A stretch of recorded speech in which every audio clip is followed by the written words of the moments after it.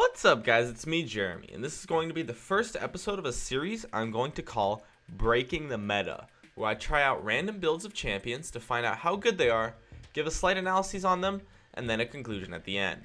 Today's episode will be about Ahri, and how she performs under the role of an AD carry. Now, the reason why I chose AD Ahri first is that she actually has the potential to be a very competitive pick. She has Hearts EC, which can create for a solid laning phase, and an amazing escape, which can lead to an amazing teamfight phase. And she doesn't even lack that much, except for maybe some auto attack range and stuff like that. Alright, now let's go over the pros and cons of AD Ahri. Starting with the pros. The first is that she has Hearts EC. Her charm makes her laning phase really strong, as well as giving her some awesome utility to make some crazy plays, or simply just kite people who try to kill her. Next is that she has a true escape that can be used 3 times. This is one of the key things that makes her playable as an AD carry, as it makes peeling for her really easy, as well as allowing you to chase down targets, making her a very strong force in teamfights. Another pro is that she has amazing outplay potential. You can easily dodge every single skill shot with your ultimate, and your charm is also really strong in 1v1s. This is great because it allows Ahri to fit some dive comps where the AD has to kite for themselves because the rest of the team are diving onto the opponents, or because of your ultimate you'll be able to follow the rest of your team and dive with them as well. Ahri also has great synergy with competitive support champions. Her charm allows both players to hit all of their skills very easily, and she can do a lot of damage if protected properly as well, because she's an AD carry. The last pro I came up with is that she is an unconventional pick. This means most players will not know how to play against her, and if you can master the mechanics of her matchups, you will have a serious advantage. Now let's move on to the cons of AD Ahri. The first is that she is fairly squishy. This can make her susceptible to a quick death if you get caught. Even though you do have your ultimate, if you get CC'd you will likely get insta-gibbed, so be careful.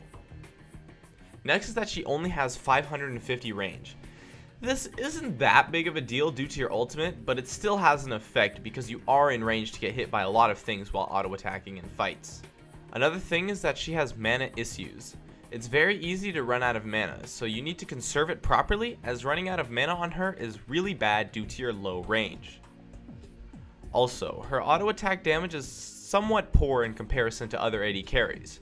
You can still do very solid damage with your auto attacks, but she has no abilities to give her a buff on those auto attacks, so the damage is only as much as the items you get give you, and nothing more.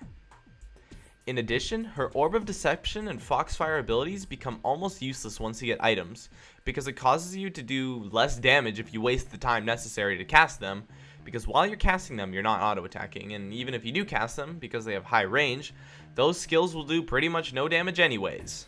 The last con I came up with is that AD Ahri is very easy to snowball against and shut down. If you manage to kill her or deny farm, she'll become very weak and very easy to kill. If you lose your laning phase, she becomes very weak in teamfights since she has no buff to her auto attacks, so you have to be careful to at least get some farm in lane if anything happens. Now, this isn't really an AD Ahri guide, but I'll go over a few tips on how to play her. For playing AD Ahri during the laning phase, you want to poke down your opponents using your auto attacks and Orb of Deception. Once you get a good opening, hit a charm and go in for an engage and win an easy trade.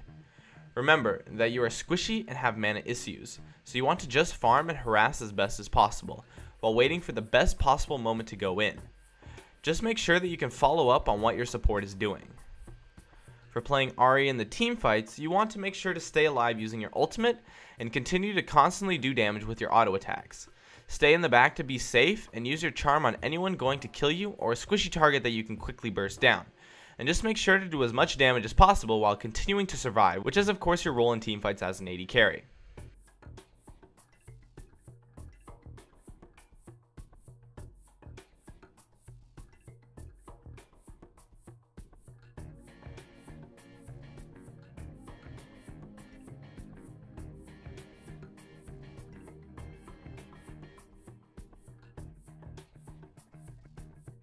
I use a standard AD setup with 21-5-4 masteries, taking mana regen and utility, as well as 80 reds, armor yellows, magic resist blues, and 80 quints. For summoners, I take flash and barrier, and I max Q first and E second, putting points into your ultimate whenever possible. I start with a Doran's Blade and build into Infinity Edge for the auto attack damage, and then I build boots along the way and finish them up after the Infinity Edge. After that, I'll build a Phantom Dancer or a Static Shiv. Next, I go Blade of the Rune King for the 3rd damage item, and these 3 items will give you very solid damage on your auto attacks.